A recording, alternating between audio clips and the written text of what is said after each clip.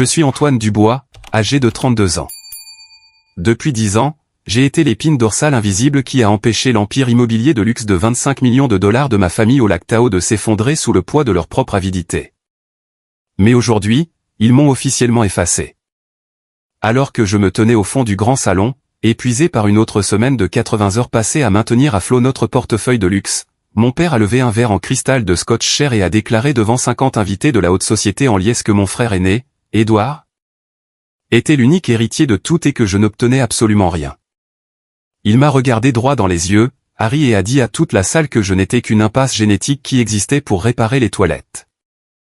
Mais il y a une chose majeure que mon père, ma mère et mon frère arrogant ne savent pas sur qui possède réellement les actes de propriété de ce domaine de 25 millions de dollars. Et en ce moment, mon frère est assis dans un pénitencier fédéral tandis que mes parents vivent dans un camping-car exigu, me suppliant de leur donner un sou.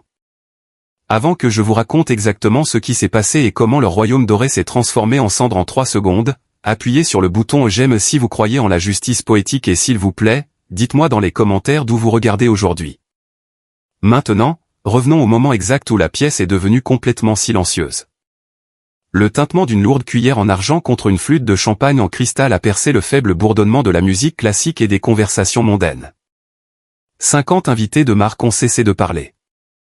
C'étaient des politiciens locaux, des investisseurs immobiliers, des membres du conseil d'administration du country club, ainsi que mes tantes et oncles, tous vêtus de costumes de créateurs et de robes du soir, tenant des boissons haut de gamme. Le cadre était le grand salon du domaine principal des Dubois. Un immense manoir en bois et en verre perché directement sur les eaux bleues et glacées du lac Tahoe. Les baies vitrées montraient un coucher de soleil à couper le souffle sur la montagne, mais l'atmosphère à l'intérieur était lourde d'une avidité calculée. Mon père, Charles Dubois, se tenait près de l'immense cheminée en pierre. Il avait 64 ans, était grand, large d'épaules, et portait un smoking italien sur mesure. À ses côtés se tenait ma mère, Hélène, ressemblant à la matriarche ultime dans une robe incrustée de perles, et mon frère de 29 ans, Édouard. Édouard arborait un sourire suffisant et étudié, tenant son verre de champagne comme s'il venait de gagner le master. Je me tenais à 10 mètres de là, entièrement dans l'ombre près des étagères en acajou du sol au plafond. Je portais un simple costume anthracite que j'avais acheté en prêt-à-porter il y a 3 ans. Dans ma main droite, tenue fermement contre mes côtes, se trouvait une unique enveloppe Kraft scellée. Mon père s'est éclairci la gorge, sa voix profonde et retentissante résonnant contre les plafonds voûtés en cèdre. Amis, famille, estimés collègues, nous sommes réunis ici aujourd'hui pour un moment véritablement historique pour l'héritage des Dubois. Suite à la lecture officielle du testament final de ma défunte mère, et avec la pleine bénédiction de moi-même et de ma merveilleuse épouse, Hélène, nous passons officiellement le flambeau. Il a fait une pause, laissant la tension dramatique monter. Il a posé une main lourde et affectueuse sur l'épaule d'Édouard. À mon fils aîné, Édouard Dubois, le nouvel unique héritier et directeur général de l'ensemble du portefeuille immobilier de 25 millions de dollars du lac Tahoe. Chaque manoir, chaque hangar à bateau, chaque dollar. La pièce a éclaté. Les applaudissements ont résonné contre les vitres. Les gens ont acclamé, levant leurs verres. Édouard s'en est imprégné, levant le menton, serrant la main d'un sénateur d'État qui lui a tapé dans le dos. Ma mère rayonnait, essuyant une seule larme, parfaitement synchronisée, de sa joue. Puis les yeux de mon père ont parcouru la foule. Il m'a trouvé debout près des étagères. La chaleur de son visage a instantanément disparu, remplacé par un rictus froid et dur. Il a levé son verre d'une fraction de pouce dans ma direction, s'assurant que les 50 invités se tournent pour regarder où je me tenais. Et à mon fils cadet, Antoine, a dit mon père, sa voix dégoulinante de condescendance, qui a été une main très utile autour des propriétés. Tu as 1 mois de loyer gratuit dans l'appartement du garage, pour que tu puisses te trouver un vrai travail. Que ce soit une leçon pour tout le monde ici. Dans cette famille, nous récompensons les visionnaires, pas les hommes d'entretien. Quelques ricanements cruels ont parcouru la foule. Mes cousins ont souri avec mépris. Ils m'ont regardé avec cette expression de pitié et de dégoût réservée au personnel.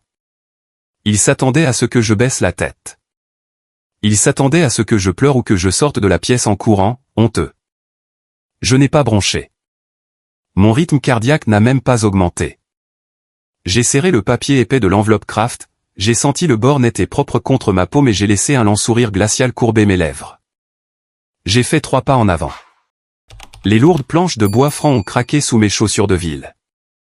La foule s'est légèrement écartée, confuse par mon manque d'humiliation. Je n'ai pas regardé mon père. Je n'ai pas regardé mon frère jubilant. J'ai fixé droit dans les yeux Théodore Lambert, l'avocat principal de la famille Dubois, âgé de 58 ans, qui se tenait près du bar avec une mallette en cuir. La pièce est devenue silencieuse. J'ai gardé ma voix entièrement stable, mais elle a porté jusqu'au fond de la pièce voûtée. « Maître », ai-je dit calmement. « Vous ne savez vraiment pas, n'est-ce pas ?» Théodore a froncé les sourcils. Il a ajusté ses lunettes à monture métallique, regardant l'enveloppe Kraft dans ma main. Puis ses yeux sont tombés sur ma posture, sur l'absence totale de peur sur mon visage. J'ai vu la seconde exacte où son instinct juridique s'est déclenché. La couleur a quitté ses joues si vite qu'il semblait avoir vu un fantôme. Sa flûte de champagne a glissé d'une fraction de pouce entre ses doigts. Le visage de mon père est instantanément devenu d'un rouge dangereux. Il a fait un pas brusque loin de la cheminée, ses veines saillantes dans son cou. « Non !» a hurlé mon père, sa voix se brisant dans une panique soudaine et débridée. « Savoir. »« Quoi ?» Je ne lui ai pas répondu. « Pas encore, ai-je pensé. » La partie la plus difficile de cette nuit était d'affronter l'humiliation. J'avais tellement tort. Le silence qui a suivi le cri de mon père était absolu. On pouvait entendre la glace fondre dans les seaux à champagne en argent. 50 invités de l'élite se tenaient figés, leur verre à mi-chemin de leur bouche. Le sourire étudié de ma mère s'était effondré en une grimace aiguë et laide. Édouard avait cessé de serrer des mains. Son bras pendait inutilement à son côté, son sourire arrogant remplacé par un tic à la mâchoire. Charles Dubois me fusillait du regard à travers le tapis perçant, respirant lourdement par le nez comme un taureau acculé. « Je t'ai posé une question, Antoine. De quoi diable parles-tu ? Arrête de jouer à des jeux et sors de ma maison. » J'ai gardé les yeux sur Théodore Lambert. L'avocat n'avait pas bougé. Il fixait le sceau de mon enveloppe comme s'il s'agissait d'une grenade active. Je ne l'ai pas ouverte.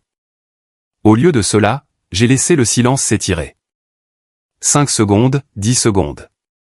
Je voulais qu'il ressente le poids physique écrasant de la pièce qui basculait. Pendant 10 ans, j'avais été l'amortisseur de la famille. Chaque fois que quelque chose se cassait, qu'une échéance légale approchait, que de l'argent disparaissait, c'était moi qui réglais discrètement le problème dans l'ombre. J'étais un atout très fonctionnel, un algorithme de gestion immobilière doté d'un pouls. Il m'avait formé à être complètement invisible jusqu'à ce qu'il y ait une crise. Eh bien, la crise, maintenant, c'était moi. Mais avant de réduire le royaume de papier en miettes, je devais les ramener aux fondations exactes sur lesquelles ils l'avaient construit. Je devais leur faire se souvenir du sang qu'ils m'avaient extrait pour payer les vêtements de créateurs sur leur dos. « Tu veux savoir ce qu'il y a dans l'enveloppe, Charles ?» ai-je dit, abandonnant le mot papa pour la première fois de ma vie. Le mot avait de toute façon un goût de cendre. Nous en viendrons au papier dans un instant, mais puisque nous avons le maire, un sénateur d'État et tous nos principaux investisseurs dans la pièce, je pense que nous leur devons un compte rendu précis de ce dont Édouard hérite exactement aujourd'hui. « Tais-toi » a sifflé ma mère, s'avançant, sa robe de soie bruissant. « N'ose pas gâcher la célébration de ton frère avec ta jalousie. Tu as toujours été amer. Tu as toujours détesté son succès. » Son succès ? J'ai ri. C'était un son sec et rauque. Hélène, Édouard ne pourrait pas distinguer un bail résidentiel standard d'un menu de déjeuner à la brasserie du coin. Il a passé la dernière décennie dans ce que vous appelez des voyages d'expansion. Appelons-les par leur vrai nom. Des virées de cocaïne de 3 jours à Las Vegas. Des pertes de 50 000 $ au blackjack à Reno. Des week-ends de ski à Aspen payés sur le compte opérationnel de l'entreprise. Mensonge. A aboyé Édouard en faisant un pas vers moi, son visage devenant rose foncé. Papa, fais venir la sécurité. Jette-le du quai. Je ne vais nulle part, ai-je dit, ma voix tranchant son aboiement comme une scie dans du pain tendre. Parce que pendant 10 ans, tandis qu'Édouard se remettait de l'épuisement physique intense d'être l'héritier présomptif sur des yachts à cabot, c'était moi qui me réveillais à 3 heures du matin quand la chaudière principale explosait dans le pavillon nord. C'était moi qui me tenais jusqu'aux chevilles dans une eau rance et glacée, tenant une lampe de poche entre mes dents, enroulant des tuyaux pour que l'association des propriétaires ne nous inflige pas d'amende pour violation du code. J'ai regardé les 50 invités. J'ai vu le sénateur d'État abaisser lentement son verre. J'ai vu quelques investisseurs échanger des regards nerveux. J'ai passé 80 heures par semaine assis dans de tristes bureaux de planification municipale. J'ai continué, faisant 2 pas vers la gauche, gardant l'enveloppe bien visible. Me battant avec les membres du conseil municipal pour des permis d'urbanisme pour le hangar à bateau commercial. J'ai négocié avec des entrepreneurs corrompus qui essayaient de gonfler leur facture de 40% simplement parce qu'ils voyaient le nom riche des Dubois imprimé sur le chèque. J'ai construit les feuilles de calcul. J'ai équilibré les grands livres. J'ai sauvé cette famille de la faillite fédérale 2 fois avant d'avoir 25 ans. Mon père a fait un autre pas en avant, les poings serrés sur les côtés. Tu as fait ton travail. Nous t'avons nourri. Nous t'avons logé. Tu as été rémunéré. Rémunéré? J'ai répété le mot qui résonnait contre les vitres. J'étais payé 45 000 $ par an sans plan 4 cents un cas, sans assurance maladie et sans participation au capital. Tandis qu'Édouard retirait 300 000 $ en prélèvement non mérité pour s'acheter des montres sur mesure. Tu n'as pas élevé un fils, Charles. Tu as financé une police d'assurance dont tu n'as jamais eu l'intention de payer la prime. Tu m'as gardé dans le placard jusqu'à ce qu'un tuyau éclate ou qu'un auditeur appelle, puis tu m'as repoussé dans l'ombre. J'ai regardé Édouard. Il transpirait maintenant. Une perle de sueur roulait le long de sa tempe jusqu'à son col. Tu pensais que j'étais juste une petite pièce de rechange obéissante? Ai-je dit doucement à mon frère, désespéré d'obtenir une seule miette de validation. Tu pensais que je ne faisais que réparer tes toilettes. Mais ce qu'aucun de vous n'a réalisé, c'est que pendant que je rampais dans les vides sanitaires et que j'auditais les comptes occultes, j'apprenais exactement où les cadavres étaient enterrés. J'ai appris les codes fiscaux. J'ai appris les réglementations bancaires. Et plus important encore, j'ai appris à collecter les reçus. Lambert a fait un pas chancelant vers Charles, chuchotant frénétiquement à l'oreille de mon père. Je n'avais pas besoin d'entendre les mots. Je savais que l'avocat lui disait de me faire taire légalement, mais il était bien trop tard pour les lettres de mise en demeure. Antoine, a averti mon père, sa voix tombant dans ce registre abusif et dangereux qu'il utilisait pour me terroriser quand j'étais adolescent. Si tu dis un mot de plus, je m'assurerai personnellement que tu ne travailleras plus jamais dans l'immobilier dans cet état. Je te briserai. Tu ne peux pas briser quelqu'un qui a déjà encaissé, ai-je répondu. J'ai regardé l'enveloppe Kraft. Le seau de cire rouge était intact. Mais pour comprendre pourquoi l'ouverture de cette enveloppe allait envoyer mon frère en prison, il faut comprendre l'accident de voiture sanglant, les signatures falsifiées et la conversation exacte dans le bureau de mon père il y a 7 jours qui a transformé mon cœur en glace solide. Pour comprendre la folie mathématique pure de ma famille, il faut comprendre le dîner de Thanksgiving de 2023. Nous étions assis autour de l'immense table en acajou de 6 mètres dans la salle à manger formelle. La table était chargée de dindes bio, de truffes chères et de vins importés achetés au marché gastronomique local. Ma mère avait invité 3 éminents promoteurs immobiliers et leurs épouses. La neige tombait dehors, peignant les pins de Tao en une carte postale de vacances parfaite. Édouard tenait le haut du pavé à la tête de la table, à côté de mon père. Il portait une Rolex submarinée de 12 000 $, un cadeau de félicitations de mes parents pour avoir soi-disant conclu un bail commercial sur notre complexe commercial de la Rive-Nord. La clé de l'immobilier commercial, a dit Édouard d'une voix forte en faisant tourner son cabernet de la Napa Valley, c'est l'effet de levier agressif. Il faut projeter une domination absolue aux locataires. Vous leur faites savoir que vous possédez le sol sur lequel ils marchent. C'est comme ça que j'ai obtenu le bail de 10 ans avec le groupe hôtelier de Charme. Pur charisme de négociation. Les promoteurs ont hoché la tête avec approbation. Mon père rayonnait, levant son verre à Édouard, un vrai digne fils de son père. Il a l'instinct des Dubois. J'étais assis tout au bout de la table, près de la porte battante menant à la cuisine. Mon assiette contenait la viande brune sèche et la farce froide. Je n'avais pas de verre de vin. J'avais un verre d'eau du robinet. Ma main droite palpitait sous la table, enveloppée de gaze blanche. 2 jours plus tôt, je m'étais coupé 3 doigts sur un morceau de tôle déchiqueté en remplaçant personnellement les conduits de ventilation de ce même complexe commercial dont Édouard se vantait. Édouard n'avait pas négocié ce bail. Il ne l'avait même pas lu. Le groupe hôtelier de Charme avait en fait menacé de se retirer de l'affaire 3 semaines auparavant parce qu'Édouard avait manqué 4 réunions de visite consécutives. Il était sur un yacht affrété à Cabo-San-Lucas avec ses frères de fraternité. J'avais passé 72 heures d'affilée à redessiner les spécifications du CVC, à réécrire les clauses d'indemnisation et à garantir personnellement les modifications structurelles juste pour empêcher les avocats du groupe hôtelier de déposer une plainte pour rupture de contrat. Lorsque l'affaire a finalement été conclue, le chèque de commission est allé directement sur le compte principal de l'entreprise Dubois. 2 jours plus tard, la submarinée est apparue au poignet d'Édouard. J'ai bu une gorgée de mon eau du robinet et j'ai regardé mon frère mentir. J'ai serré ma fourchette sous le tissu jusqu'à ce que mes jointures deviennent blanches. Ma propre mère a regardé le long de la table, a vu ma main bandée et a froncé les sourcils, non pas par inquiétude, mais par agacement. « Antoine » a-t-elle murmuré, sa voix portant par-dessus la saucière. « Garde ta main loin du linge. Longan sent comme un garage de mécaniciens bon marché. Tu gâches l'arôme des truffes. » Une des épouses des promoteurs a offert un sourire crispé et inconfortable. J'ai tranquillement posé ma main sur mes genoux. Je n'ai pas dit un mot. J'ai juste répété les chiffres dans ma tête. Compte se terminant par 4402. Numéro de routage 091. Volume de transfert 82 000. C'était ma réalité. Mais le véritable tournant, le moment où j'ai réalisé que j'avais affaire à de véritables sociopathes criminels, s'est produit 6 mois plus tard, un mardi pluvieux de mars. Il était 2h15 du matin.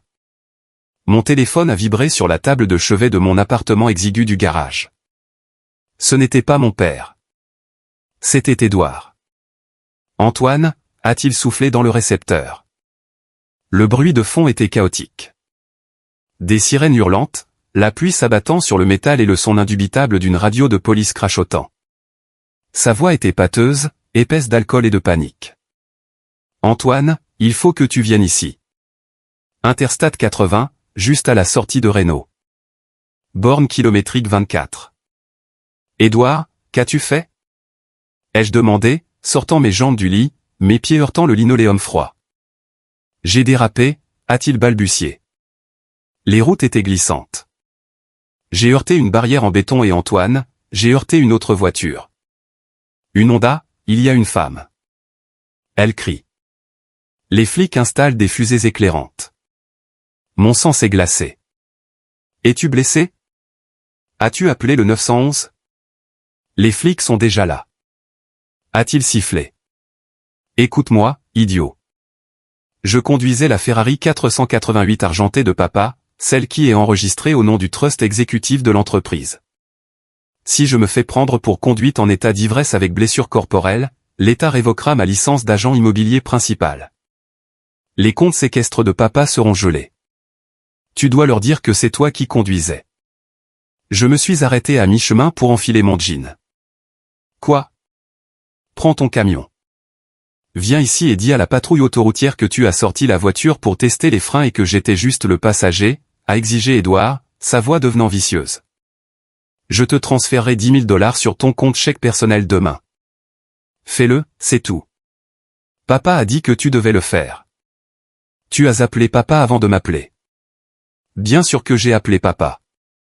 Il m'a dit de te mettre dans le coup. Tu n'as pas de licence d'agent à perdre. Ramène-toi ici tout de suite. J'ai raccroché le téléphone. Je suis resté debout dans l'appartement sombre du garage pendant 5 minutes. Écoutant la pluie frapper le toit. Mon propre père avait explicitement ordonné à son fils en or, ivre et imprudent, de me faire accuser d'un délit de fuite criminelle juste pour protéger les primes d'assurance de l'entreprise. Je ne suis pas allé sur l'Interstate 80. Au lieu de cela, je suis allé au bureau principal du domaine. J'ai déverrouillé la lourde porte en chaîne, éteint les caméras de sécurité en utilisant la commande administrative principale que j'avais installée moi-même, et j'ai démarré le serveur principal. J'ai accédé au portail bancaire du trust exécutif de l'entreprise. Et bien sûr, à 2h08 du matin, 7 minutes avant qu'Édouard ne m'appelle, mon père avait initié un virement d'urgence de 60 000 $ à un avocat pénaliste privé de Reno. Je ne me suis pas arrêté là. J'ai fouillé dans les sous-dossiers pendant 3 heures. Pendant qu'Édouard était placé en garde à vue à la prison du comté de Washoe pour conduite en état d'ivresse, j'ai systématiquement téléchargé chaque grand livre financier, chaque déclaration de revenus, chaque formulaire de décharge d'entrepreneur falsifié et chaque virement offshore des 7 dernières années sur un disque dur externe crypté. Lorsque mon père a payé la caution d'Edouard le lendemain après-midi en utilisant les fonds opérationnels de l'entreprise, Charles a fait irruption dans mon appartement du garage et m'a giflé si fort que mes lèvres se sont fendues contre mes dents. Espèce de déchet égoïste. A rugi Charles, me dominant tandis que ma mère se tenait dans l'embrasure de la porte, versant de fausses larmes. Ton frère a passé la nuit dans une cellule en béton parce que tu étais trop paresseux pour prendre ton camion. Tu es une honte pour le nom des Dubois. J'ai essuyé le sang de ma lèvre avec le dos de mon pouce. J'ai regardé ma mère. Elle a détourné le visage. Je suis désolé, papa, ai-je dit doucement, gardant les yeux baissés. Mon camion n'a pas voulu démarrer. Il pensait avoir brisé mon esprit. Il pensait que j'étais juste un homme d'entretien lâche. Il ne savait pas que le disque dur crypté était déjà dans un coffre-fort à une succursale de la Chase Bank au centre-ville de Tao. Enregistré sous le nom d'une SARL dont il n'avait jamais entendu parler. L'explosion qui a déclenché les événements de ce soir s'est produite il y a exactement 7 jours. C'était un lundi matin frais. Je suis entré dans le bureau formel en acajou de mon père au 2e étage du manoir principal. Je portais un épais dossier en cuir relié professionnellement contenant l'audit financier du 3e trimestre pour le portefeuille des Dubois au lac Tao. Les chiffres étaient stupéfiants. Malgré un ralentissement brutal de l'immobilier régional, notre portefeuille venait de réaliser son trimestre le plus rentable de l'histoire de l'entreprise, avec un bénéfice opérationnel net de 1,8 million de dollars. Ce n'était pas à cause du marché.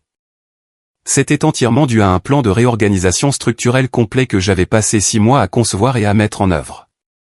J'avais renégocié nos ratios de dette commerciale, éliminé les contrats de fournisseurs redondants et restructuré nos algorithmes de tarification des locations de luxe à court terme. Charles Dubois était assis derrière son immense bureau de direction ancien, sirotant un expresso frais, feuilletant un magazine de golf. Il n'a pas levé les yeux quand j'ai fermé les lourdes portes doubles derrière moi. Pose les rapports sur la crédence, Antoine, a-t-il dit nonchalamment, et dit à Carlos de tailler les haies près du cottage des invités. Le président de l'association des propriétaires s'est plaint des branches qui dépassent. Je ne suis pas allé à la crédence. Je suis allé directement devant son bureau et j'ai posé le dossier en cuir juste sur son magazine de golf. Il a soupiré, agacé, et a finalement levé les yeux. Qu'est-ce que c'est ? C'est le bilan de clôture du 3e trimestre, ai-je dit. Ma voix était calme et professionnelle. Le bénéfice opérationnel net est en hausse de 34% par rapport à l'année précédente. Les réserves de trésorerie s'élèvent à 4,2 millions.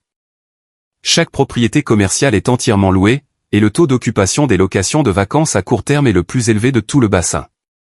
Charles a ouvert la couverture, a parcouru la ligne du bas et a hoché la tête d'un signe bref et indifférent. Bien, bon chiffre. Parle à Carlos Deshaies. Je ne suis pas ici pour parler d'aménagement paysager, papa, ai-je dit. J'ai tiré la lourde chaise de direction en cuir en face de son bureau et je me suis assis sans y être invité. Les sourcils de Charles ont tressailli. Dans la maison des Dubois, personne ne s'asseyait dans le bureau de Charles sans y être invité. J'ai 29 ans, ai-je dit, le regardant droit dans les yeux. Je détiens le titre de directeur principal des opérations depuis 6 ans. J'ai 2 diplômes de premier cycle que j'ai payés moi-même en travaillant de nuit dans une scierie. J'ai conçu la restructuration qui a généré ces 1,8 million. Je veux que mon titre soit officiellement mis à jour en directeur de l'exploitation.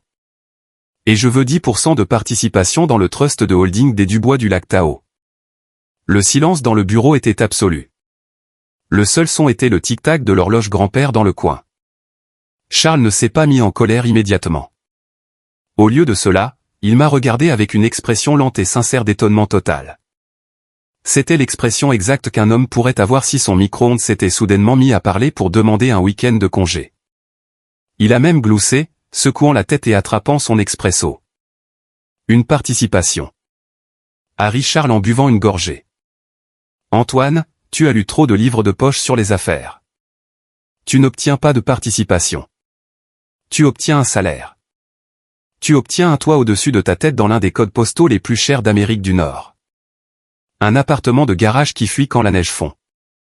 Les jeux corrigés. Et un salaire qui est 20% inférieur à la médiane régionale pour un aide comptable débutant. Je fais le travail, papa. Édouard ne fait rien. Il n'a pas mis les pieds sur une propriété depuis 4 mois. J'ai construit la valeur actuelle de ce portefeuille. J'ai mérité une part. C'était le déclencheur exact. Le mot mérité. L'amusement a disparu du visage de Charles Dubois comme une bougie soufflée. Il a claqué sa tasse d'expresso sur la soucoupe en acajou si fort que la porcelaine s'est fissurée. Le liquide brun foncé a débordé sur le rapport du T3. Il s'est levé, se penchant avec sa carrure massive sur le bureau, plantant ses jointures sur le cuir. Ses yeux étaient froids, morts, entièrement dépourvus de chaleur paternelle. « Tu as mérité », a grondé Charles, sa voix tombant dans un râle guttural. « Tu n'as rien mérité. J'ai mis les vêtements sur ton dos pendant 18 ans. J'ai payé les factures médicales quand tu t'es cassé le bras au collège. J'ai financé les courses que tu t'es fourré dans la bouche. Tu penses que c'était de la charité ? » Il a contourné le bureau, s'arrêtant à 60 cm de ma chaise, me dominant. « Tu n'es pas un partenaire dans cette entreprise, Antoine, » a déclaré mon père, pointant un doigt épais directement entre mes yeux. « Tu es mon investissement. J'ai investi du capital pour t'élever spécifiquement pour que tu puisses être utile à cette entreprise familiale. Tu ne reçois pas de dividendes de l'entreprise. Tu es l'équipement de l'entreprise. Comprends-tu ? Tu es un actif d'exploitation. Ne confonds jamais ta fonction d'entretien avec une valeur inhérente. » Je suis resté figé dans la chaise en cuir. Je ne respirais plus. J'ai senti quelque chose se briser physiquement à l'intérieur de ma poitrine. Ce n'était pas ma fierté. Ma fierté était morte depuis des années. C'était le tout dernier fil microscopique d'espoir que j'avais un père. C'étaient les mathématiques narcissiques qui gouvernaient toute mon existence. Pour Charles et Hélène Dubois, les enfants n'étaient pas des êtres humains à élever. Édouard était un trophée de luxe à polir et à exposer au country club, et j'étais un appareil électroménager coûteux, un réfrigérateur ou une unité de CVC qui leur devait un rendement opérationnel pour rembourser le prix d'achat de ma propre enfance. Je n'ai pas argumenté. Je n'ai pas crié. Je me suis lentement levé de la chaise. Je comprends parfaitement, papa, ai-je dit, ma voix entièrement plate, dépouillée de toute émotion humaine. Merci d'avoir clarifié ma position. Je me suis retourné et je suis sorti du bureau. Derrière moi, je l'ai entendu reprendre son magazine de golf. Il pensait avoir remis l'appareil rebelle à sa place. Il pensait que je retournais au garage pour bouder. Au lieu de cela, je suis descendu, je suis allé dans la salle des archives du domaine principal, j'ai ouvert le coffre-fort au sol et j'ai sorti l'épaisse enveloppe Kraft que je préparais avec un comptable extérieur depuis 3 ans. Il voulait un retour sur investissement. Très bien. Je retirais officiellement mes billes, mais je devais attendre 7 jours. Je devais attendre ce soir, la lecture publique du testament de ma grand-mère, pour abattre ma carte, car je savais qu'une fois qu'Édouard penserait posséder la couronne, il ferait quelque chose de si impardonnable que cela détruirait toute défense légale qui leur restait. Et bien sûr, il y a 20 minutes, Édouard m'a donné raison. De retour dans le grand salon, les 50 invités de Marc me fixaient toujours, attendant que Théodore Lambert explique pourquoi il avait l'air d'être sur le point de faire une crise cardiaque. Édouard a décidé qu'il avait joué la victime silencieuse assez longtemps. Il s'est détaché du côté de ma mère, a ajusté les revers de son smoking de créateur et s'est pavané jusqu'à l'endroit où je me tenais près des étagères. Il sentait le parfum cher de Tom Ford, le scotch de 18 ans d'âge et une confiance totalement imméritée. Il s'est arrêté à 1 mètre de distance, faisant tourner sa flûte de champagne, me regardant de haut en bas avec ce sourire moqueur et à demi fermé qui le caractérisait. « Ne fais pas la tête, Antoine », a dit Édouard. Il a gardé sa voix basse, juste assez pour que le sénateur d'État et les investisseurs voisins puissent entendre son acte de grand frère bienveillant. Ce n'est rien de personnel. Quelqu'un doit perdre pour que quelqu'un d'autre gagne. C'est juste le capitalisme de libre marché. Papa et maman ont pris une décision d'allocation d'entreprise. Tu n'as tout simplement pas le profil de direction pour gérer un actif de luxe de 25 millions de dollars. Tu n'as rien gagné, Édouard, ai-je répondu, gardant mes mains détendues le long de mon corps, l'enveloppe posée contre ma cuisse. On t'a donné un billet de loterie que tu n'as pas acheté pour un tirage auquel tu n'as pas participé. Édouard a éclaté d'un rire sec et aboyant. Mérité. Qui s'en soucie? La possession vaut 9/10 de la loi, petit frère. Et depuis 10 minutes, quand papa a lu les instructions de grand-mère Béatrice, je possède 98% des droits de vote dans le trust de holding des Dubois. Je possède la terre. Je possède les quais. En fait, je fais déjà des améliorations d'infrastructures exécutives. Il a fait un geste grandiose vers les immenses baies vitrées donnant sur la pelouse nord. De la grande vision. C'est vanté Édouard, en buvant une longue gorgée de champagne.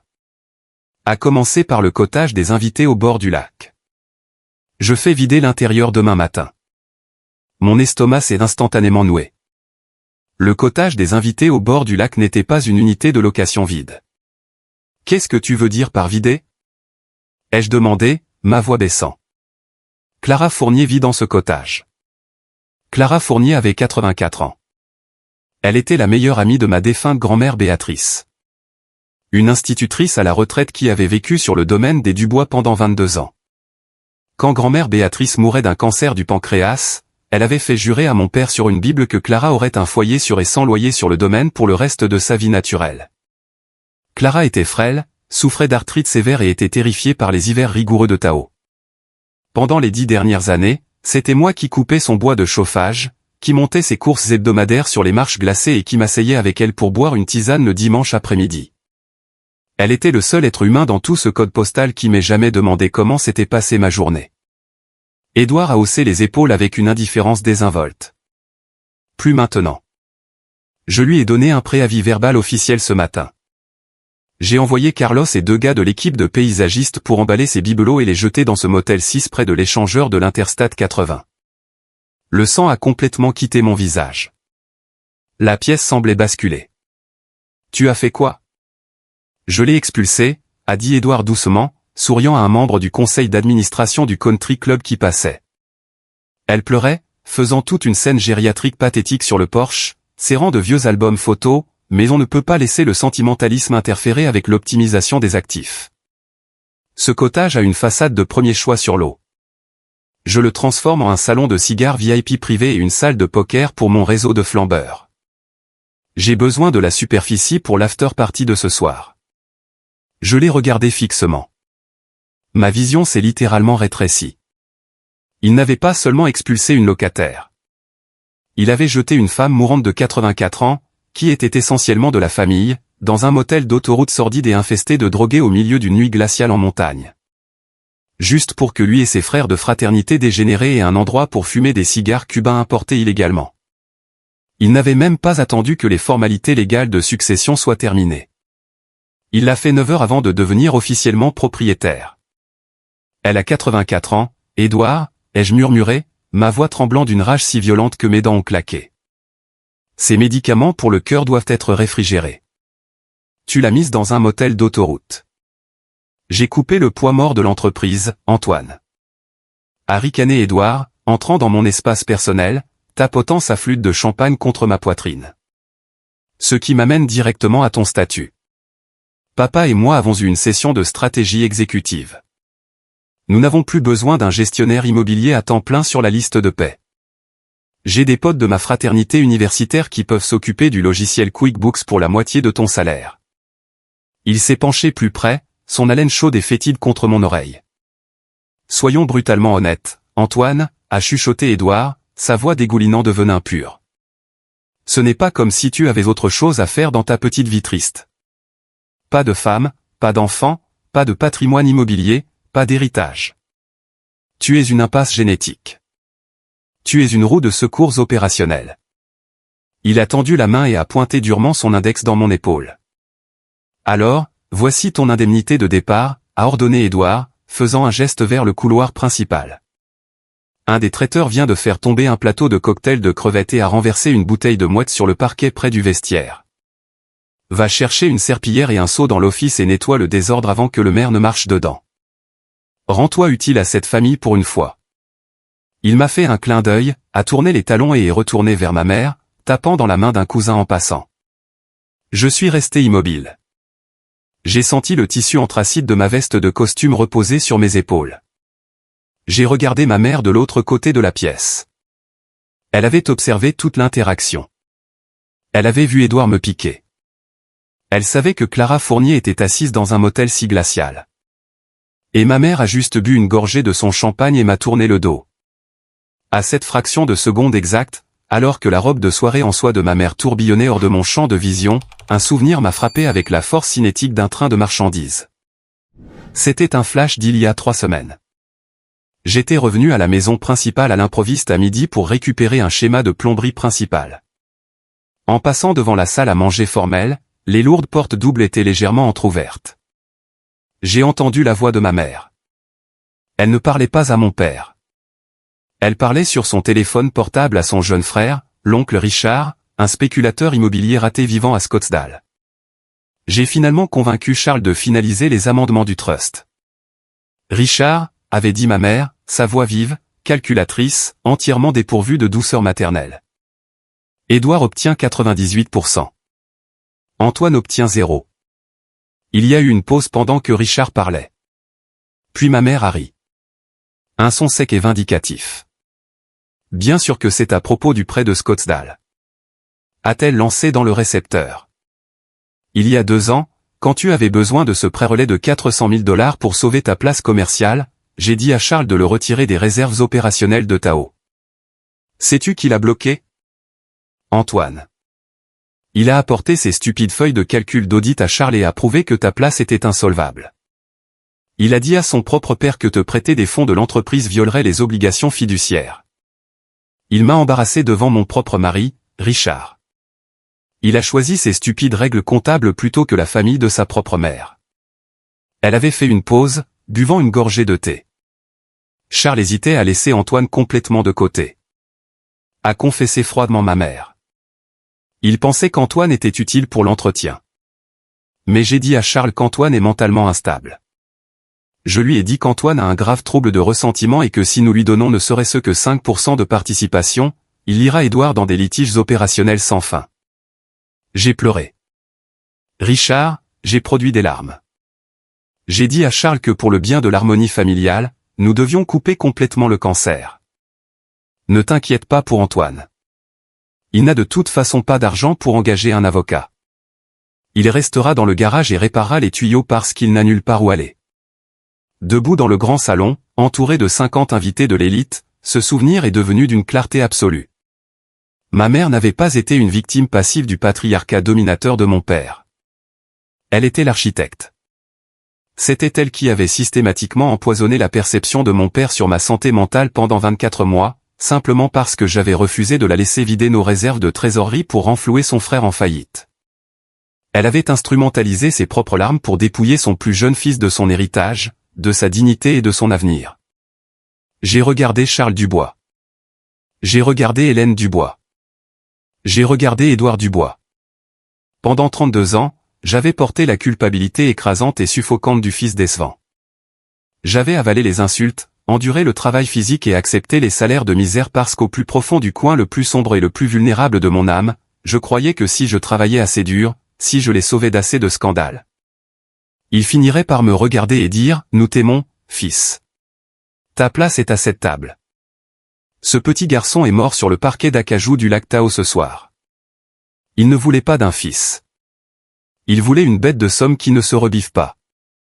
Eh bien, la bête de somme venait de se faire pousser des crocs.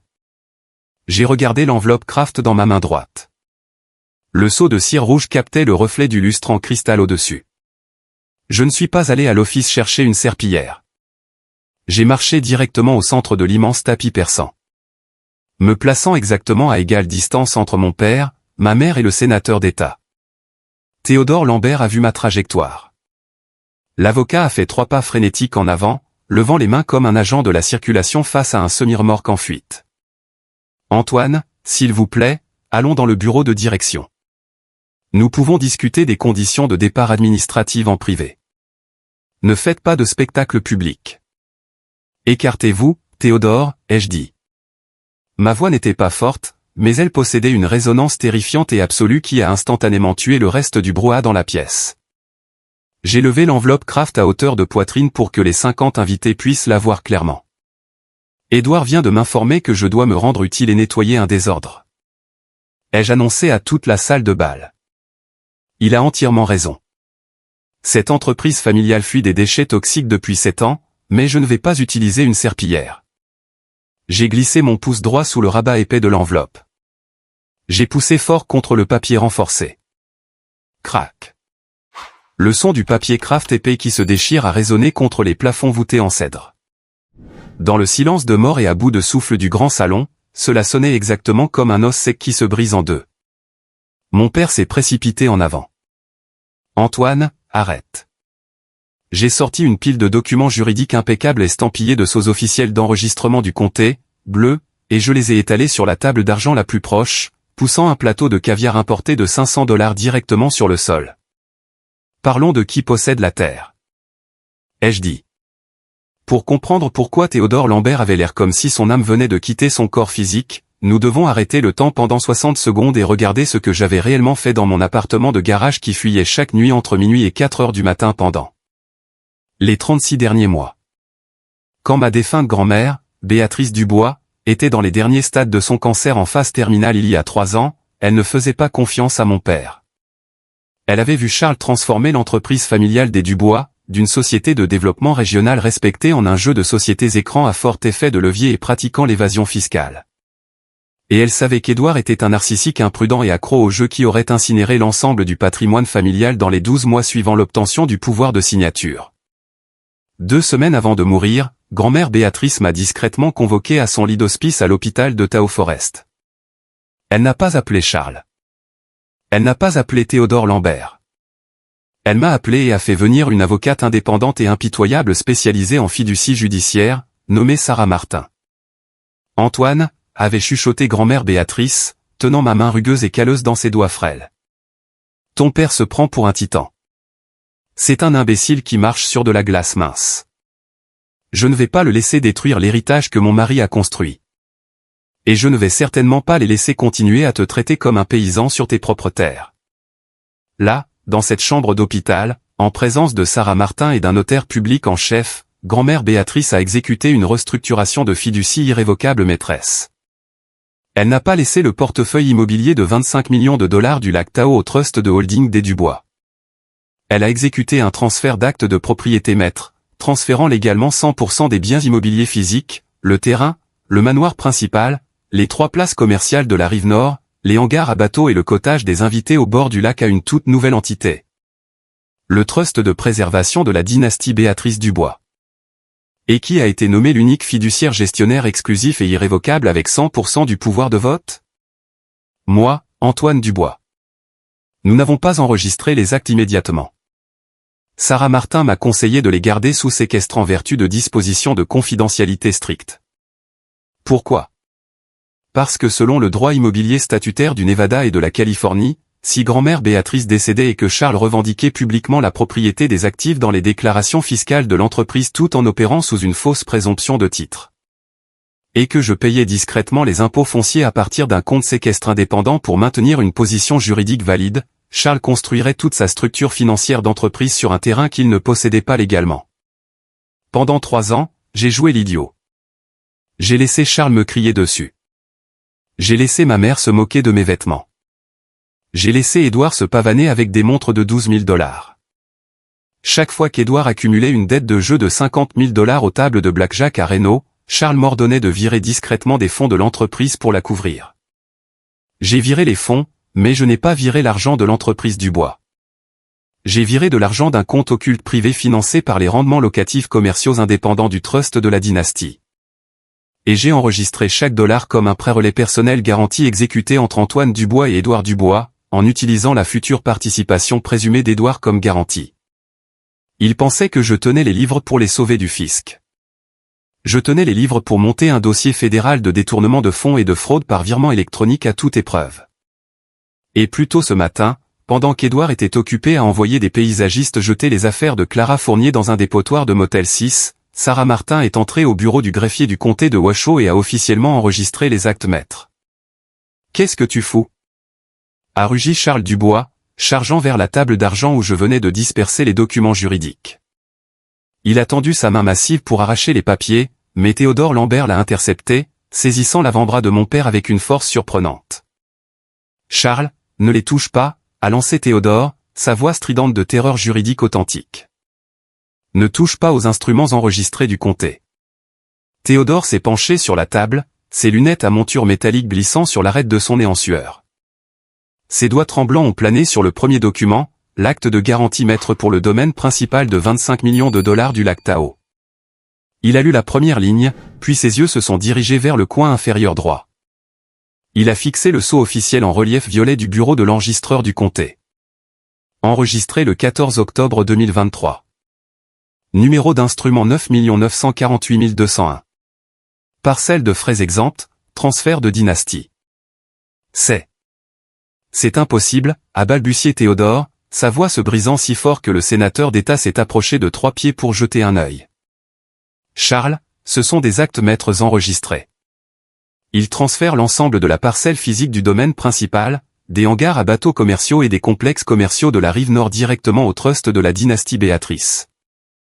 Mensonge. A hurlé ma mère de l'autre côté du tapis persan, son visage se tordant en un masque de fureur pure. Béatrice a tout laissé à Charles. Nous avons le dépôt de succession ici même. Vous avez un dépôt de succession pour la société de holding des Dubois, ai-je dit, ma voix résonnant claire et froide, se projetant sans effort vers les 50 invités de la haute société stupéfaits. Une société écran qui ne possède actuellement aucun bien immobilier physique. Tu possèdes une société de papier, Hélène. Tu possèdes un compte chèque avec un solde de 4 millions de dollars et 22 millions de dollars de dettes commerciales non garanties. J'ai pioché dans la pile et sorti un document secondaire, un rapport de solvabilité d'entreprise certifié préparé par Sarah Martin. Je l'ai brandi en direction des principaux investisseurs qui se tenaient près de la cheminée. Au cours des 3 dernières années, ai-je annoncé à la salle, mon père a obtenu d'énormes prêts à la construction commerciale auprès de banques régionales en utilisant le portefeuille immobilier du lac Tahoe comme garantie physique. Mais en vertu de la section 4A du Code bancaire de l'État, mettre en gage un bien immobilier dont vous ne détenez pas le titre de propriété légale enregistré sur une demande de prêt commercial fédéral constitue une fraude bancaire qualifiée de crime. Un hoquet collectif a parcouru les 50 invités. 2 promoteurs immobiliers ont instantanément sorti leur téléphone portable et ont commencé à appeler leurs avocats d'entreprise. Le sénateur d'État a reculé de 5 pas rapides, mettant autant de distance physique que possible entre lui et Charles Dubois. Édouard avait l'air d'avoir été frappé à la poitrine avec une batte de baseball. Il a trébuché en avant, sa flûte de champagne lui échappant complètement des mains, se brisant sur le parquet. Le liquide jaune foncé a éclaboussé ses chaussures de créateur ciré. Tu as falsifié la signature de grand-mère. A haleté Édouard, sa voix tremblant de manière incontrôlable. Papa, dis-leur qu'il l'a falsifié. C'est un criminel. Grand-mère n'a pas seulement signé ses actes, Édouard, ai-je dit doucement, tournant mon regard directement sur mon frère aîné tremblant. Elle a enregistré une déposition vidéo en haute définition 3 jours avant de décéder. Elle a explicitement déclaré qu'elle retirait à Charles le pouvoir de signature parce qu'il vidait les comptes de l'entreprise pour financer des entités écrans offshore. Et elle a déclaré qu'elle te coupait complètement parce que tu es un passif inapte et financièrement incompétent. Charles Dubois se tenait paralysé. Sa poitrine se soulevait violemment. Le grand titan patriarcal qui m'avait giflé, qui m'avait traité d'appareil d'exploitation, regardait actuellement son empire de 25 millions de dollars s'évaporer dans l'air raréfié de la montagne devant les personnes les plus puissantes de l'État. Pourquoi ? A murmuré Charles, sa voix dépouillée de toute autorité retentissante, réduite à un murmure creux et pathétique. Antoine, pourquoi as-tu attendu 3 ans ? Pourquoi nous as-tu laissé monter ici ce soir et faire cette annonce ? J'ai regardé mon père. J'ai regardé ma mère. J'ai senti la montée enivrante absolue d'un pouvoir pur et sans mélange déferler dans mes veines. Parce que je te connaissais, Charles, ai-je répondu froidement. Je savais que si je t'avais montré ces actes il y a 3 ans, tu m'aurais embourbé dans des litiges abusifs. Tu aurais instrumentalisé les larmes de maman. Tu aurais fait venir des gros bras à ma porte. Je devais attendre que tu revendiques publiquement le titre de propriété légale devant 50 témoins d'élite. Je t'ai laissé construire ton château doré sur des sables mouvants spécifiquement pour pouvoir le voir couler. Je pensais avoir porté le coup de grâce final, mais alors que je plongeais la main dans l'enveloppe pour en sortir l'avis d'expulsion officiel d'Édouard, mon frère a sorti de sa veste de smoking un document qui a glacé mon sang. La main d'Édouard est sortie de sa veste de smoking sur mesure, tenant un épais dossier d'entreprise brillant, relié par un ruban doré. Pendant une seconde, l'élan arrogant de toute sa vie a dépassé sa panique initiale. Il a redressé le dos, a regardé les 50 invités de la haute société qui chuchotaient activement, et a claqué le dossier au ruban doré sur le bar en acajou. Tu penses que tu es un cerveau, Antoine? A ricané Édouard, sa voix retrouvant sa cadence lisse et étudiée de country club. Tu as enregistré quelques actes immobiliers. Félicitations. Tu détiens le titre de propriété du terrain, mais tu as clairement sauté le 2e semestre de cours de finance dans ta petite université d'État. L'immobilier sans liquidité est une prison financière. Il a tapoté le dossier brillant avec 2 doigts manucurés. C'est l'accord de cession d'entreprise maître pour la société de holding exécutive des Dubois. A annoncé Édouard à la salle, regardant directement les promoteurs immobiliers régionaux. Papa et maman l'ont signé à mon nom ce matin. Ils contrôlent nos principaux comptes chèques d'exploitation, nos lignes de crédit commercial et notre pool de liquidité sous séquestre de 22 millions de dollars. Tu possèdes peut-être les poutres physiques de ce manoir, petit frère, mais je contrôle le flux de trésorerie qui paie les impôts municipaux, les primes d'assurance commerciale et l'infrastructure des services publics. Demain à 9 h, mes avocats déposeront une injonction d'urgence devant le tribunal immobilier fédéral. Nous gèlerons les actifs de ton petit trust de dynastie dans des litiges pour les 5 prochaines années. Je viderai ton compte chèque personnel avec les frais de justice avant les vacances de Thanksgiving. Ma mère, Hélène, a instantanément bombé le torse. La couleur est revenue sur ses joues. Elle m'a lancé un regard vindicatif et triomphant à travers le tapis persan. Exactement. A déclaré ma mère à voix haute. Édouard détient le capital. Tu n'as que du papier, Antoine. Tu seras à genoux à supplier ton frère pour un salaire d'entretien d'ici la fin du mois. Je n'ai pas bougé. Je me tenais à 10 mètres de là, l'enveloppe Kraft vide posée contre ma cuisse. J'ai regardé Édouard se vanter. J'ai regardé mon père Charles redresser lentement son nœud papillon de smoking, exhalant une lourde bouffée de soulagement en pensant que son fils aîné venait de me déjouer légalement. Liquidité, ai-je répété doucement. Le mot a voyagé sans effort à travers la salle de bal silencieuse. Je suis retourné à la table d'argent où j'avais dispersé les actes enregistrés du comté. J'ai sorti de la poche intérieure de ma veste de costume anthracite un second grand livre mince en cuir noir. Il était petit, usé au coin à force d'être fourré dans ma ceinture à outils pendant 36 mois. Tu as mentionné le pool de liquidité sous séquestre de 22 millions de dollars, Édouard, ai-je dit en ouvrant la couverture en cuir noir. Examinons combien d'argent liquide se trouve réellement dans ce compte d'entreprise des Dubois en ce moment. J'ai regardé Sarah Martin, la comptable judiciaire indépendante qui se tenait près du piano à queue. Elle m'a fait un seul signe de tête ferme. Il y a 3 ans, ai-je expliqué aux 50 invités, lorsque grand-mère Béatrice a transféré les biens immobiliers physiques dans mon trust de préservation, elle m'a chargé d'auditer les comptes d'exploitation de l'entreprise. Ce que j'ai découvert, c'est que Charles Dubois n'avait pas seulement mis les propriétés en garantie. Il avait discrètement retiré d'énormes prélèvements d'entreprise pour financer le style de vie privé d'Édouard. C'est une rémunération de direction. A aboyé Charles en faisant un pas brusque en avant. Édouard est le directeur général. Édouard est un accro aux jeux. Les jeux corrigés sobrement. Lisons les écritures du grand livre des 24 derniers mois. 12 janvier, 45 000 $ virés à la caisse du casino Bellagio à Las Vegas pour couvrir un marqueur non garanti. 18 mars, 80 000 $ virés à un séquestre juridique privé à Reno pour régler un procès civil résultant de la destruction totale de votre Ferrari 488 d'entreprise par Édouard. 4 août, 120 000 $ transférés à une plateforme d'échange de crypto-monnaies non réglementée aux îles Caïmans. La mâchoire d'Édouard est tombée. Ses mains se sont agrippées au bord du bar en acajou. Comment as-tu obtenu ces confirmations de virement? Je les ai autorisées, ai-je dit. Chaque fois que tu appelais papa en pleurant pour une dette de jeu ou une voiture de luxe accidentée, papa m'ordonnait de me connecter au portail administratif de l'entreprise et de déplacer les chiffres. Mais ce que papa n'a pas réalisé, c'est que le compte principal de l'entreprise Dubois était déjà à découvert de 2,4 millions de dollars. La salle de bal est devenue complètement silencieuse. Un membre du conseil d'administration du country club a littéralement laissé tomber sa serviette de cocktail. La banque aurait refusé ses virements. J'ai continué, faisant 2 pas envers mon frère. Le Conseil de l'ordre de l'État aurait audité l'entreprise et révoqué la licence d'agent de papa il y a 2 ans, mais les virements sont passés. Sais-tu pourquoi, Édouard? parce que j'ai discrètement lié un compte occulte indépendant financé par les rendements locatifs commerciaux du trust de la dynastie pour agir comme une ligne de protection contre les découvertes automatisées pour l'entreprise. J'ai brandi le grand livre en cuir noir. J'ai payé tes dettes de jeu, Édouard. Ai-je déclaré, ma voix sonnant comme une cloche d'acier. J'ai payé les provisions pour ta défense dans ton affaire de conduite en état d'ivresse. J'ai payé tes montres sur mesure à 12 000 $. Je t'ai laissé jouer le titan d'entreprise flambeur pendant que je rampais sous les planchers pour réparer les chaudières, spécifiquement parce que chaque dollar transféré de mon trust était légalement classé comme un prêt personnel garanti exécuté entre Antoine Dubois et Édouard Dubois.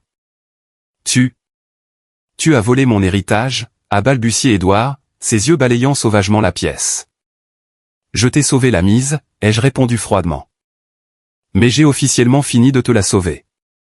À 8h30 ce matin, Sarah Martin a exécuté une clause de récupération statutaire.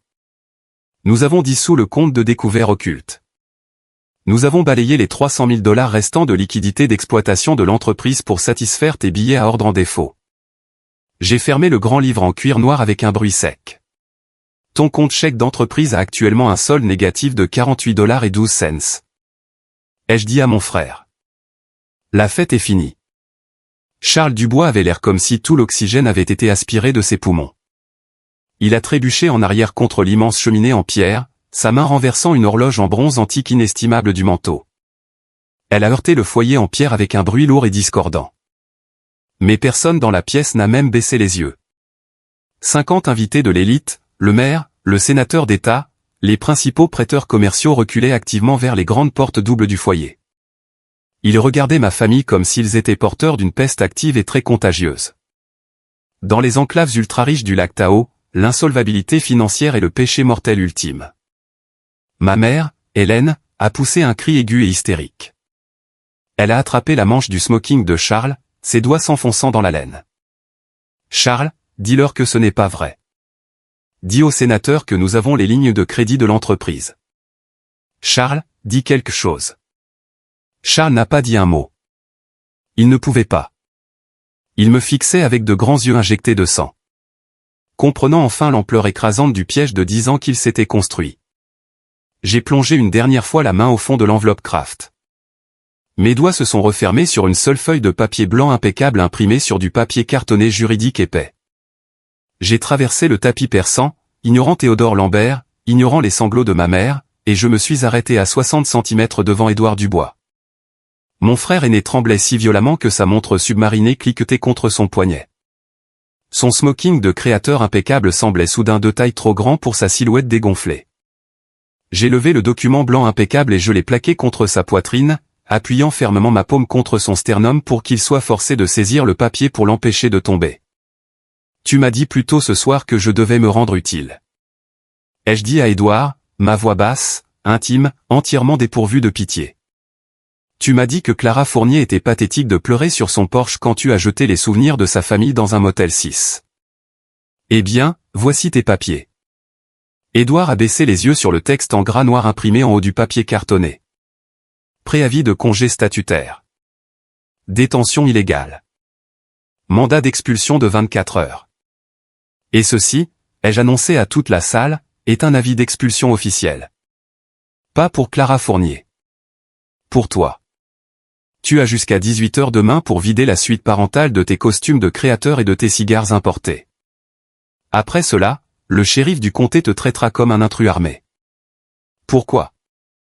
A soudainement hurlé mon père depuis la cheminée.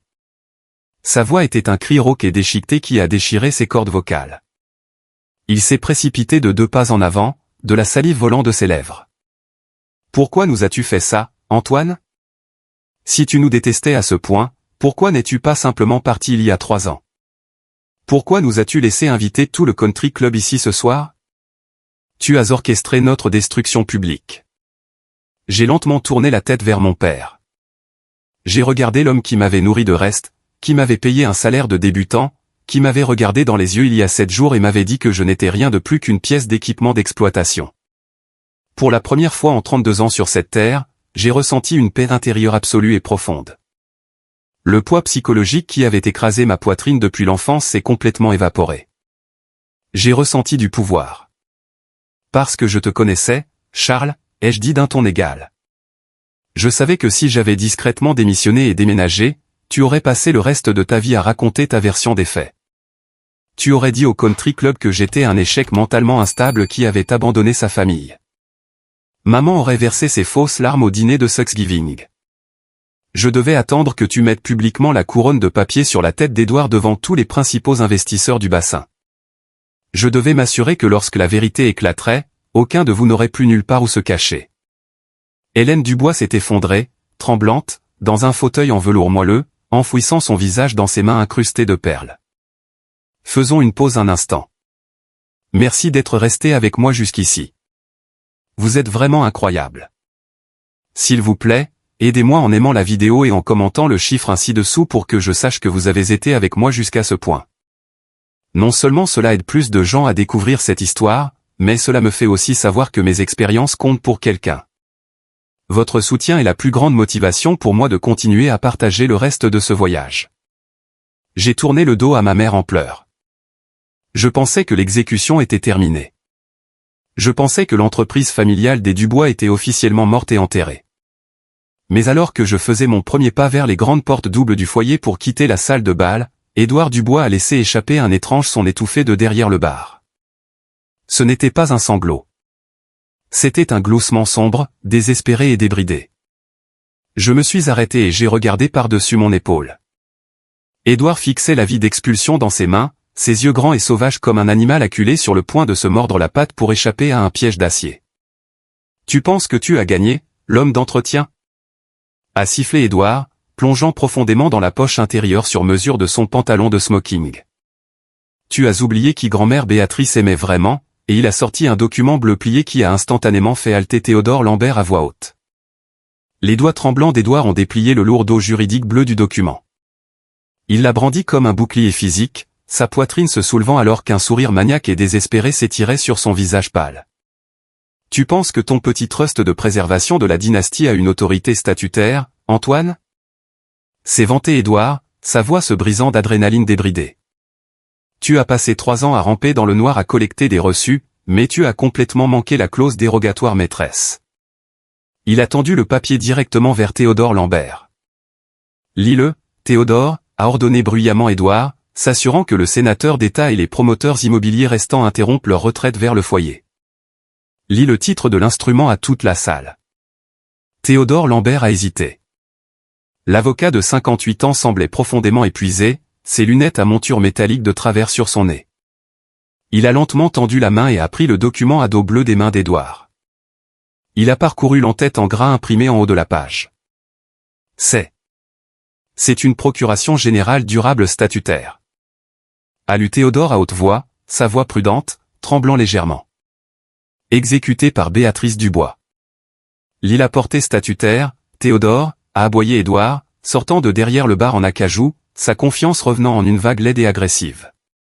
Dis à mon petit frère ce que grand-mère a autorisé. Théodore a ajusté ses lunettes, lisant les paragraphes juridiques denses.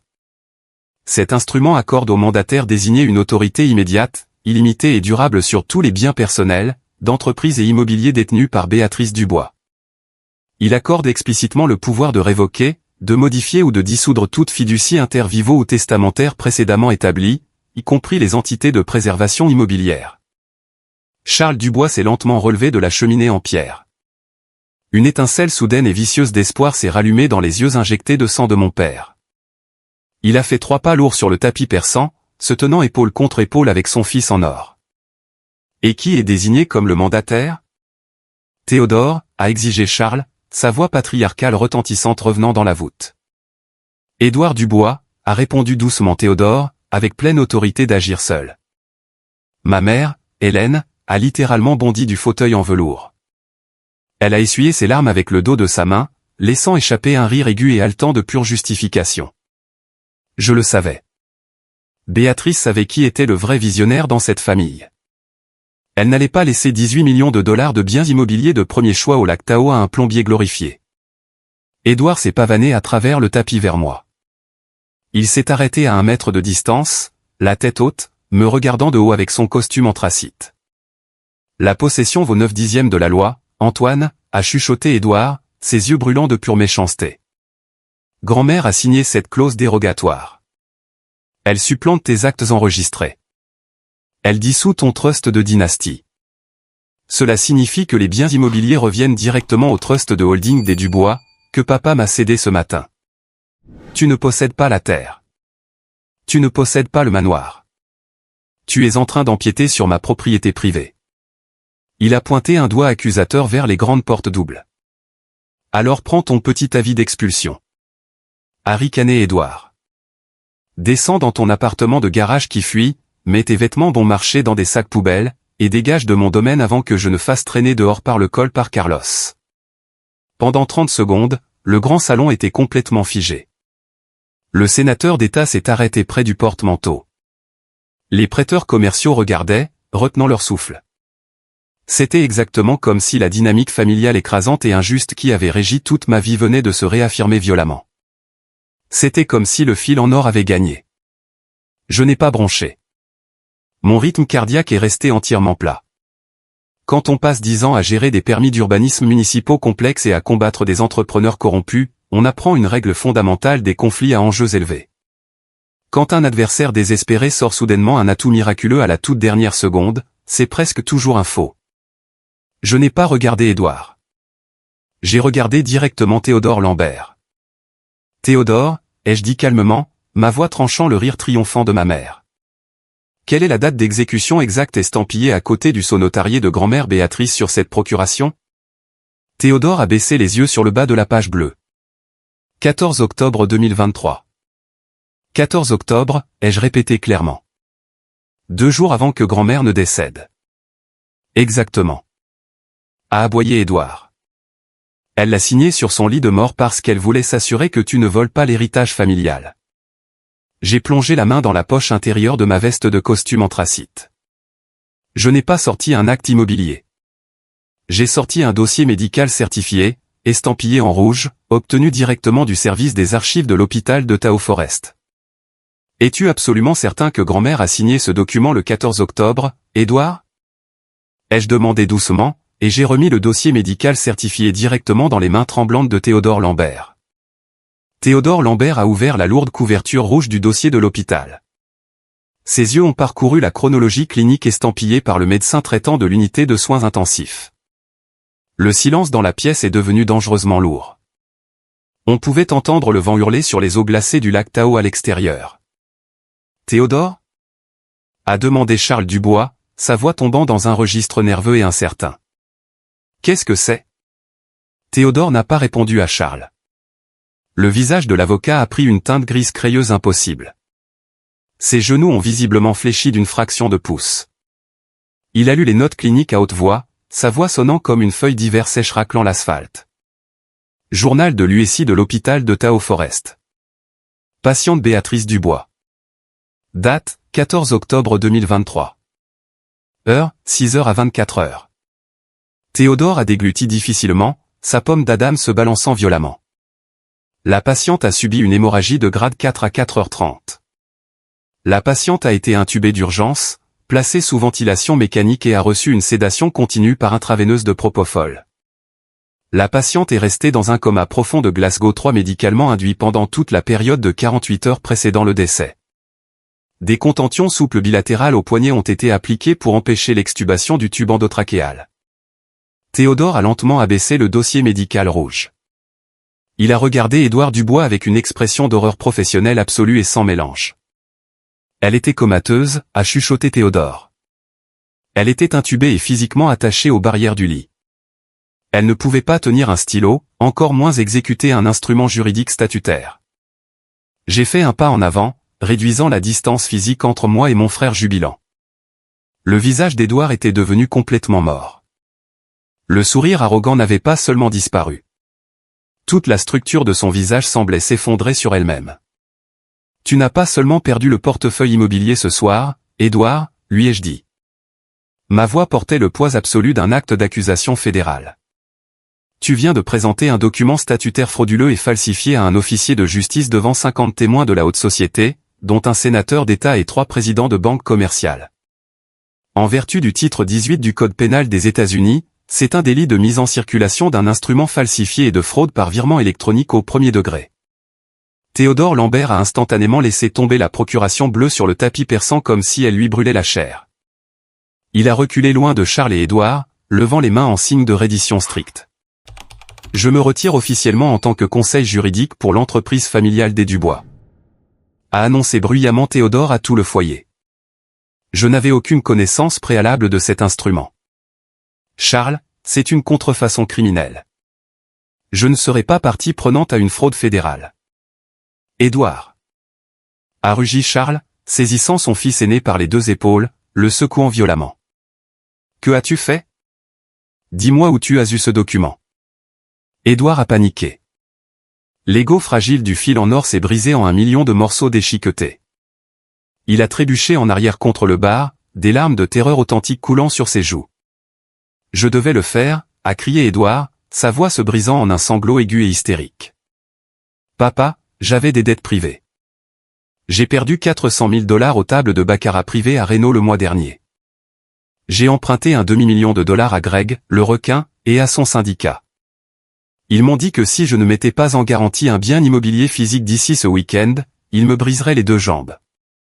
J'ai payé un notaire à Reno 5 000 $ pour antidater le sceau. J'ai donné au syndicat l'acte de propriété du manoir principal comme garantie. Ma mère a crié, un son rauque et animal, et s'est arraché les cheveux. Édouard a regardé sauvagement l'horloge en bronze antique posée sur le sol. Ils viennent ce soir, papa. Le syndicat de Greg. Ils m'ont dit qu'ils venaient à la maison à 17 h pour récupérer le principal ou prendre possession physique de la propriété. J'ai calmement levé mon poignet gauche et vérifié ma simple montre achetée en magasin. Il est actuellement 16h48. Ai-je annoncé? Charles Dubois s'est retourné. Le grand patriarche s'est jeté à travers le tapis et a physiquement saisi les revers de ma veste de costume anthracite. Ses mains massives tremblaient violemment. Des larmes de désespoir absolu coulaient sur son visage cramoisi et ridé. « S'il te plaît, Antoine » a supplié Charles. Sa voix retentissante réduite à un gémissement pathétique et pleurant. « Tu dois céder le trust de la dynastie au compte de l'entreprise. Tu dois autoriser un virement commercial. C'est ton frère. Ils vont le tuer. Antoine, tu ne peux pas laisser ta propre chair et ton propre sang aller en prison ou se faire tuer par des voyous. » J'ai regardé les mains de mon père agrippant ma veste. Je n'ai ressenti aucune colère. Je n'ai ressenti aucune pitié. J'ai levé ma main droite calleuse, la main qui avait réparé leurs tuyaux, la main qui s'était coupé 3 doigts pour sauver leurs beaux commerciaux, et j'ai fermement décollé les doigts de Charles Dubois de ma laine anthracite un par un. Je ne te dois pas un seul centime, Charles. Ai-je dit doucement. Tu as passé 32 ans à me dire que j'étais juste une pièce d'équipement d'exploitation. Eh bien, l'équipement est officiellement hors service. Je me suis retourné et j'ai traversé la foule de VIP de la haute société en retraite. J'ai poussé les massives portes doubles en acajou du grand foyer et je suis sorti sur le portique en pierre glaciale. L'air de la montagne sentait les aiguilles de pin et la vérité propre et absolue. J'ai descendu les marches en granit vers mon vieux pick-up déglingué garé près de la fontaine. Alors que j'ouvrais la portière côté conducteur, le crissement distinct de pneus lourds sur le gravier a résonné le long de la longue allée privée. J'ai levé les yeux, 3 massifs SUV Lincoln Navigator noirs aux vitres teintées ont passé les portes de sécurité en pierre du domaine des Dubois et ont accéléré rapidement vers le manoir principal. Ce n'était pas seulement Greg, le syndicat de près du requin. Juste derrière les Navigators se trouvaient 4 voitures de patrouille du shérif du comté de Washoe et 2 berlines du groupe de travail sur les crimes financiers fédéraux. Leurs gyrophares rouges et bleus tranchaient brillamment le crépuscule de Tao. Je ne suis pas resté pour voir les menottes se fermer. Je ne suis pas resté pour entendre ma mère se lamenter alors que les agents fédéraux saisissaient la propriété. Je suis monté dans mon camion, j'ai mis le contact et j'ai descendu la montagne. 1 an plus tard, le soleil de mi-été se reflétait brillamment sur les eaux cristallines du lac Tao, envoyant des ondulations dansantes de lumière dorée sur la terrasse en cèdre poli de mon immeuble de bureau. J'étais assis derrière un bureau de direction propre et moderne au 3e étage d'un complexe immobilier commercial sur la rive nord. La plaque de bronze montée à côté des portes doubles en verre du foyer indiquait « Dubois et Martin Gestion immobilière de luxe SARL ». En 12 mois, Sarah Martin et moi avions bâti la société de gestion immobilière indépendante la plus rentable et la plus respectée de tout le bassin. Nous n'y sommes pas parvenus en utilisant l'effet de levier de la dette ou en intimidant les locataires. Nous y sommes parvenus grâce à une transparence financière absolue, un entretien méticuleux des actifs et en traitant nos entrepreneurs comme de véritables êtres humains. Mon salaire n'était plus de 45 000 $. Je possédais 70% d'une entité gérant 90 millions de dollars d'actifs régionaux. Je portais un costume bleu marine sur mesure qui me seyait réellement. L'épuisement physique constant et écrasant qui avait défini ma vingtaine avait entièrement disparu. J'ai fermé mon ordinateur portable, j'ai pris un panier cadeau tressé rempli de pêche bio fraîche, de pain au levain artisanal et de thé anglais importé de la Crédence et je suis descendu à mon camion. 10 minutes plus tard, j'ai tourné mon pick-up dans l'allée privée calme et bordée d'arbres du cottage des invités au bord du lac. La propriété avait l'air entièrement transformée. Les branches de pin envahissantes et dangereuses avaient été professionnellement élaguées. Les rampes du porche avant, pourries, avaient été remplacées par de l'acajou renforcé et traité contre les intempéries, et une toute nouvelle unité de CVC commerciale à haute efficacité bourdonnait doucement le long du mur latéral. J'ai monté les marches et j'ai frappé doucement à la porte. Entrez, Antoine, a appelé une voix chaleureuse et joyeuse. J'ai ouvert la porte et je suis entré dans le salon ensoleillé. Clara Fournier, 85 ans, était assise dans un fauteuil inclinable moelleux près de la fenêtre, surplombant l'eau, tricotant une couverture en laine douce. Le cottage était chaud, sentant la cannelle et le pain frais. Vous n'aviez pas à ramener des courses encore, mon cher. A souri Clara, ses yeux bleus vifs se plissant au coin alors que je posais le panier sur sa table de cuisine.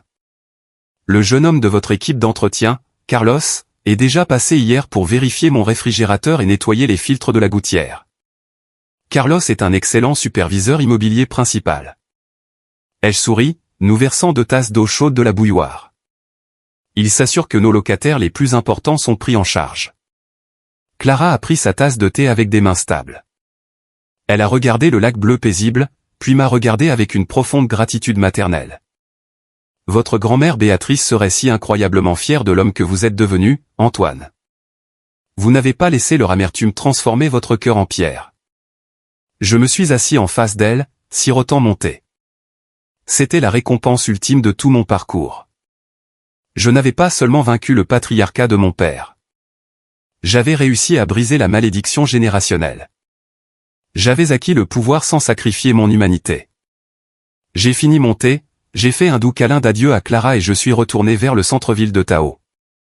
Je pensais que les fantômes de la famille Dubois étaient enfermés en permanence dans les archives du tribunal du comté de Washoe. Mais quand je suis sorti de l'ascenseur dans le hall de mon bureau du 3e étage 20 minutes plus tard, j'ai découvert que le passé avait encore un dernier piège désespéré à tendre. Debout au centre du foyer ensoleillé de mon bureau, vêtue d'un trench coat de créateur et tenant une petite clé USB en argent, se trouvait Elena Rousseau. Elena avait 30 ans, mon ancienne fiancée. Il y a 2 ans, lorsque mon père avait explicitement refusé de me promouvoir, et que ma mère avait commencé à répandre des rumeurs sur ma stabilité mentale, Elena avait discrètement fait ses valises. Rompu nos fiançailles et accepté une invitation à rejoindre le cercle d'élite d'Edouard au Country Club. Elle avait décidé qu'être la femme d'un homme d'entretien glorifié ne correspondait pas à son profil financier à long terme. Maintenant, elle m'offrait un sourire doux, étudié et larmoyant alors que je passais devant le bureau de la réceptionniste. Antoine, a soufflé Elena, faisant 2 pas dramatiques vers moi. Tu as l'air absolument incroyable. Elena, ai-je dit sobrement, m'arrêtant à 1,50 m de distance, gardant mes mains bien en sécurité dans les poches de mon pantalon. Vous êtes en train d'empiéter dans le hall de mon entreprise. Sarah, appelez la sécurité de l'immeuble. Non, attendez. S'il vous plaît, a plaidé Elena, tendant la clé USB en argent comme un rameau d'olivier. Je ne suis pas venu ici pour demander de l'argent. Je suis venu ici pour te protéger. Édouard m'a envoyé une lettre de l'établissement correctionnel fédéral de Victorville la semaine dernière. Il partage une cellule avec un hacker spécialisé en fraude par virement électronique. Antoine, Édouard a caché 400 000 $ dans un portefeuille de crypto non réglementé offshore avant son arrestation. Cet USB a les clés d'accès administratives. Je te l'ai apporté directement pour que tu puisses saisir les fonds avant que ses avocats ne les utilisent pour déposer un appel civil contre ton trust de dynastie. Elle a laissé une seule larme parfaite rouler sur sa joue. Je n'ai jamais cessé de t'aimer, Antoine. J'ai été manipulé par ta mère. Laisse-moi prouver que j'appartiens à ton équipe. Je n'ai pas tendu la main pour prendre la clé USB. J'ai regardé Sarah Martin, qui venait de sortir de la salle de conférence en tenant un iPad. Sarah, ai-je dit calmement, emmène la clé directement à notre service de cybersécurité informatique. Fais-la passer par un pare-feu sans box isolé. Sarah a pris la clé en argent en utilisant un sac à preuve en plastique. 5 minutes plus tard, alors qu'Elena se tenait nerveusement dans le foyer, changeant de pied, Sarah est revenue. Son visage était entièrement sombre. C'est un cheval de 3 enregistreurs de frappe exécutable actifs, a annoncé Sarah au hall. Dès que cette USB est branchée sur un terminal réseau principal, elle exécute un script en arrière-plan conçu pour récolter les mots de passe administratifs maîtres et les acheminer vers une adresse IP externe enregistrée en Californie du Sud. C'est un piège cybernétique de prison fédérale. Le visage étudié d'Elena est instantanément devenu blanc comme un os. Je ne savais pas. Edward m'a dit. Edward t'a utilisé comme mule pour commettre une violation de libération conditionnelle fédérale. Lui ai-je dit froidement. 2 agents de sécurité de l'immeuble en uniforme sont sortis de la cage d'escalier et ont fermement saisi Elena par les 2 coudes, l'escortant, protestant, pleurant, à travers les portes doubles en verre du foyer.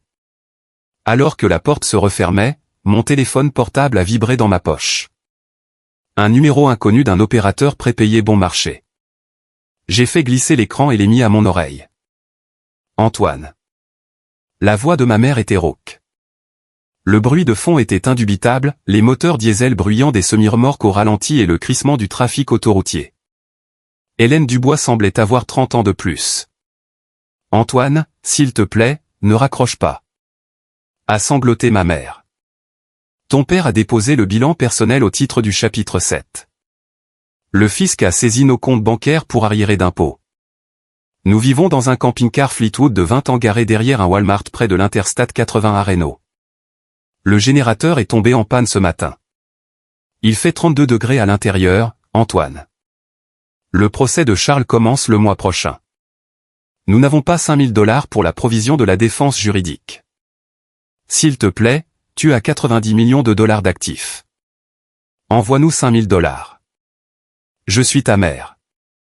Je me tenais près de la fenêtre en verre de mon bureau, regardant les eaux bleues scintillantes du lac Tahoe. Je n'ai ressenti aucune goutte de triomphe vindicatif. Je n'ai pas crié. Je n'ai pas énuméré les 18 ans d'abus émotionnels. Hélène, ai-je dit doucement, ma voix calme, digne, entièrement détachée. Le parking du Walmart a un abri de transport public ombragé près du centre de jardinage. Je vous suggère, à toi et à Charles, de vous y asseoir pendant la chaleur de l'après-midi. Je vous souhaite à tous les 2 une santé adéquate, et j'ai appuyé sur le bouton rouge, mettant fin à l'appel pour toujours. Le crépuscule montagnard descendait lentement sur le lac Tahoe, peignant les sommets déchiquetés de la Sierra Nevada de profondes nuances de violet et d'orange brûlé. Je me tenais appuyé contre la balustrade en cèdre brut de la vaste terrasse arrière de ma propre maison. Une résidence moderne de 4 chambres en bois et en pierre perchée sur une crête surplombant l'eau.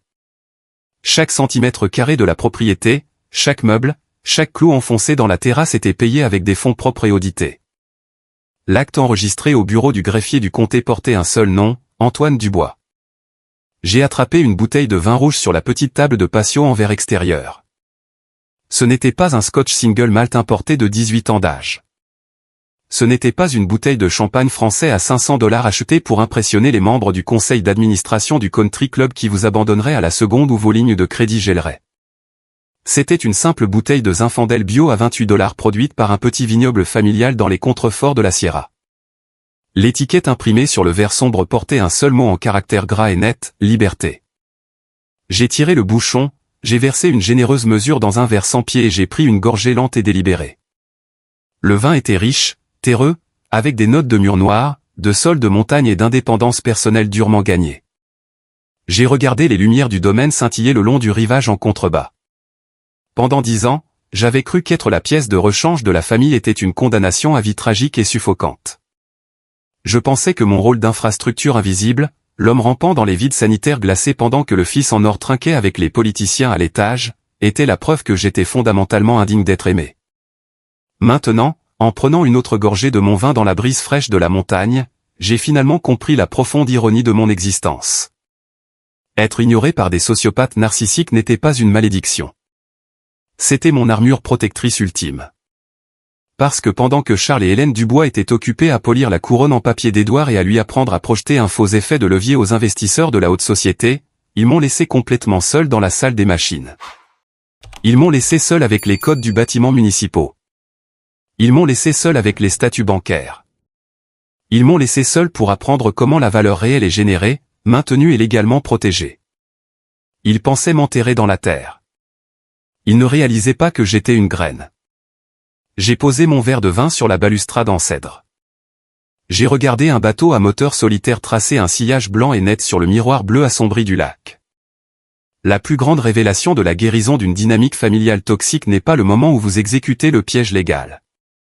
Ce n'est pas de regarder les navigateurs de la police entrer dans l'allée. C'est le matin calme et magnifique où vous vous réveillez dans votre propre lit et réalisez que votre monologue interne ne parle plus avec la voix critique et abusive de votre père. J'ai arrêté d'essayer de réchauffer des gens qui me mettaient activement le feu. Et pour la première fois de ma vie, je n'avais plus froid. Je veux sortir de l'histoire un instant et vous parler directement. Que vous soyez assis dans votre cuisine en Ohio, écoutant ceci en buvant votre café du matin, rentrant chez vous après un long service au Texas ou vous relaxant sur votre porche en Floride après avoir couché les petits-enfants, je sais exactement qui écoute ma voix en ce moment. Vous êtes l'épine dorsale invisible de votre famille. Vous êtes la fille qui a passé 5 ans à gérer les rendez-vous médicaux complexes de vos parents vieillissants et à équilibrer leur chéquier, pour les voir ensuite céder la maison familiale à un frère qui n'est pas venu à Thanksgiving depuis une décennie. Vous êtes la mère qui a sacrifié sa propre carrière, ses cotisations 401K et sa santé mentale personnelle pour construire une fondation stable pour un conjoint ou des enfants qui considèrent votre travail quotidien comme un entretien d'équipement de base non rémunéré. Vous êtes celui qui reste debout jusqu'à 2 heures du matin pour réparer les fuites émotionnelles et financières de personnes qui se moquent de vos vêtements et ignorent vos limites. Je veux vous dire quelque chose que Charles et Hélène Dubois ont passé 32 ans à essayer d'effacer de mon esprit. Votre fonction d'entretien n'est pas votre valeur humaine. Quand vous passez toute votre vie à construire une grande table de salle à manger où les personnes assises dans les chaises VIP refusent activement de vous laisser une place, vous ne restez pas dans le coin avec une serpillière à attendre qu'ils renversent leur boisson. Vous ne les suppliez pas pour une seule miette de validation. Vous ramassez tranquillement vos outils. Vous sortez par la porte d'entrée et vous construisez votre propre pièce. Établir des limites financières, juridiques et émotionnelles strictes avec les membres toxiques de la famille n'est pas un acte d'égoïsme. C'est un acte de profonde autopréservation. C'est la mission de sauvetage que vous exécutez pour sauver l'enfant en vous qui méritez d'être aimé simplement pour son existence. Merci du fond du cœur d'avoir parcouru ce difficile voyage de 10 ans avec Antoine Dubois aujourd'hui. Si cette histoire a résonné en vous, si vous avez ressenti le poids écrasant de ce salon et le triomphe absolu de Madame Clara Fournier gardant sa maison paisible au bord du lac, veuillez prendre une seconde pour aimer cette vidéo et vous abonner à la chaîne. Avez-vous déjà été confronté à quelque chose de similaire avec votre propre famille? Avez-vous déjà dû choisir entre protéger un héritage familial toxique et sauver votre propre santé mentale? Partagez votre histoire dans les commentaires ci-dessous. Je les lis tous, car vos expériences prouvent qu'aucun de nous ne parcourt ce chemin seul. N'oubliez pas d'activer la cloche de notification pour ne pas manquer notre prochain voyage dans la vérité.